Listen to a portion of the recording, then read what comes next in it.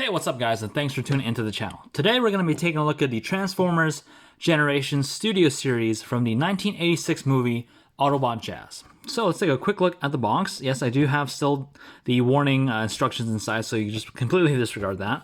But we got a nice artwork of Jazz here in his nice G1 iteration. Autobot Jazz, number 86. So this is the 86 series, and he is number 1 in this Studio Series 86 series. From Transformers the movie, we got the huge Transformers logo. We got another, it's the same artwork of Jazz on this side. On the other side, we see Jazz again, a close-up shot of his head. Studio Series 86, number 1. At the top, we see Transformers the movie. There's the bottom. And on the back, we see that there's the robot mode, there's the car mode, it's very, very accurate. And we also got a stand backdrop. We see Moonbase 1 Destruction, which I'm guessing that's what the backdrop is of.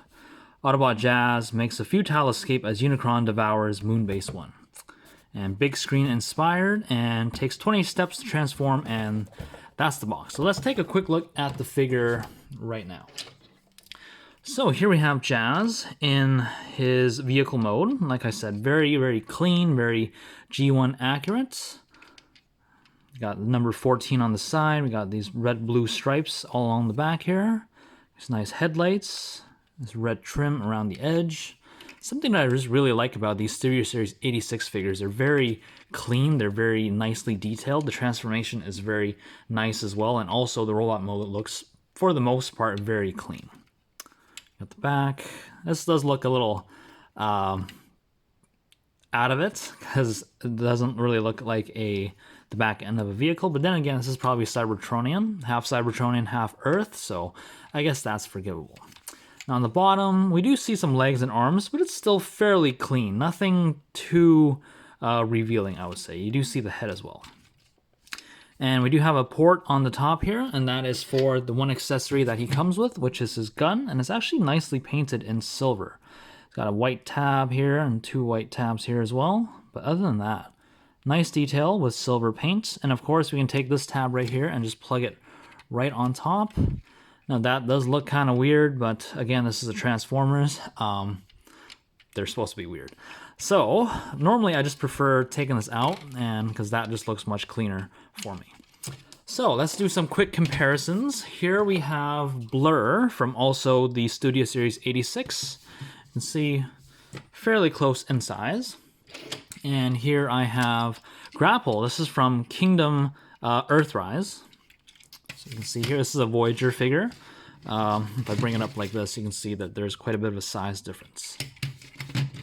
And let's just bring in one more, why not? Let's do this guy.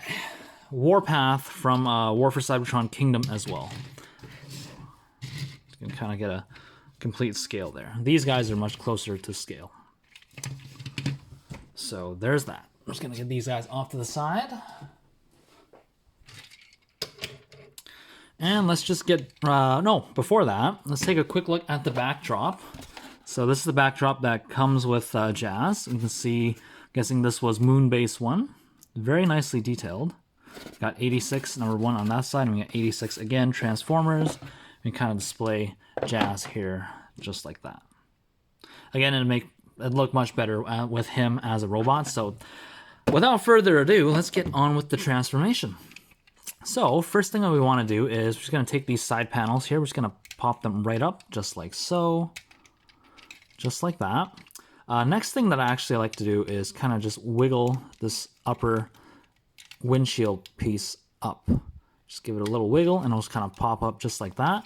And then we got to pop it up from the back here as well. There's also a tab here. This one's a little bit tighter. So wiggle. Oh, there we go. Pretty easy. From this point, I'm going to take these wheels and we're just going to rotate them out just like so. These will become the arms. Kind of just position them as such. Just like that. And then we're going to take this piece and we're just going to lift it right up. And here we can see the face and the legs are down here. For the legs, we're going to split them right here. And we're going to just extend these legs just like so. We have this little peg. It's a very, very little peg right here. You can see that. Very little peg. That's going to peg into that tab hole right there. It actually fits in fairly snugly. We're gonna do the same on the other side. Just pull that down, make sure that taps in. Then we're gonna take the feet, we're gonna flip that up. And there we have the legs all done. So for the upper body, what we're going to do is that we're actually going to rotate this silver piece around, just this silver piece. Sometimes it might not be the easiest to do, so what I find is easy is just rotate the bottom part first, and then take this piece and just rotate that completely around. Might be a little bit easier. Just make sure that lines up straight, because we need these two silver tabs to tab into something up there. So that needs to line up fairly nicely. A little bit more, kind of like that. Hopefully that works. It's quite a tight joint right there. So what we're gonna do now is we're gonna take this top piece, we're gonna push that down. It's gonna go right through. Make sure the head's clean out of the way. Fold that down like that first. We're gonna take this head, we're gonna rotate this up now. We're gonna take this back piece, move it out of the way first. It's on a double hinge, so we can get that out of the way, just like that. We're gonna flip this head piece back up to where it is kind of flush. We actually need to push it down a little bit because everything's kind of all connected, so we need to get the clearance that we need. Make sure this piece can come up, and we just have to kind of mess around with it, just like that first. Make sure that goes up like that, and then fold this down. You can kind of see everything's flush right here. So what we're gonna do here is we can actually see kind of there's two tab slots right there. That's actually going to tab onto these silver pegs. So we're gonna just push this piece back a little bit. Well, first we gotta make sure, again, this is flush so that it doesn't really interfere with anything. Good, just like so. Now we're gonna push this piece back a little bit and line that up. You can see, just push that down, and that's too far back actually. Just like that, and that'll just fit in super snug, and you can see everything's all good, just like that. For the backpack here, we're gonna take this piece that's on a double hinge. We're just gonna hinge that down, maybe move the doors out of the way first so there's a clearance there. I'm gonna fold that piece down, and it's gonna tuck inside the top part like that. And we're going to fold these doors right in.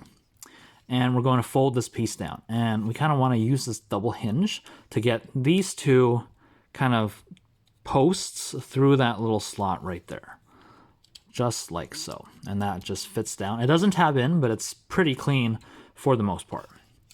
And last thing but not least, just flip out the hands and turn the arms around. And here we have Autobot Jazz from the 1986 movie, all transformed in his robot mode. And like I said, he's very, very clean. Looks very accurate. Not a lot of kibble sticking off the side. Like I said, the only real kibble is this backpack. And again, everything folds up so cleanly that it doesn't really look like it sticks out. It's not an eyesore or anything like that. The back of the legs are a little bit hollow, but oh, one step that I forgot to do is fold these down. There we go. That'll complete it. My bad. So back to this, still there's holes, but I guess it's not quite so noticeable if you kind of just look at it from a distance and you don't focus on this. I feel like the spoilers really help a little bit in hiding this hollow space. But other than that, there's some nice sculpted detailing here. The face, very G1 accurate. Got this nice blue visor here. Silver paint right here. It's a very nice overall figure. Articulation, head is on a ball joint, so I can look in all these directions. Shoulders are on it's a hinge, and I guess the joint for transformation also gives it a little bit more motion. Not a lot, just up to there. And if you bend down, it can kind of move a little bit as well, so that's kind of cool. There's a swivel here for the shoulder, bicep swivel, elbow bend up to 90, and the wrist is just on a hinge as well. So, to get this out of the way, the waist is on a swivel, if you remember, for transformation, but that's pretty good. If you get this part out of the way, he actually can do quite a bit of motion here. But if this is flat against the back, it does kind of hinder it a little bit, but just moving it will kind of push it out of the way, so that's completely fine. Legs can kick forward that far and kick back that far. Not the greatest, but pretty good. I can do not the splits, but pretty close.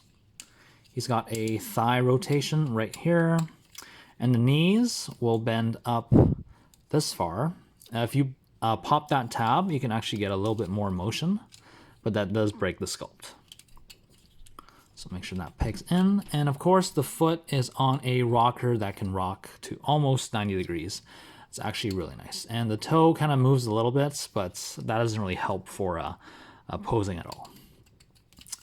So that is it for this figure. Like I said, very nice figure, very accurate, very clean, and very simple yet satisfying transformation. And of course, we got our gun, and super easy, just peg it right into the hand, and we are dandy. Now let's get some quick comparisons going. Here we have, also from the Studio Series 86, we have Cup, which is a deluxe class, and Rodimus, or rather Hot Rod, which is also supposed to be a deluxe class, or sorry, Voyager. This is supposed to be a Voyager class, but we can clearly see that he's a deluxe class. He just comes with some accessories, but definitely does not justify the Voyager price for that guy. And let's bring in Trailbreaker from Kingdom, so you guys can have just a quick look and see how these guys all scaled with one another. Now, I am pretty confident that they're trying to tie Studio Series, especially the 86 figures, along with Kingdom and Earthrise, because I think Cyclonus, which was part of the Kingdom line, actually looks like he should belong in the Studio Series line. So I'm thinking they're just like releasing them across the lines. And I don't know why, but it works. It's fine. So yeah, there's that. Let's get these guys out of the way.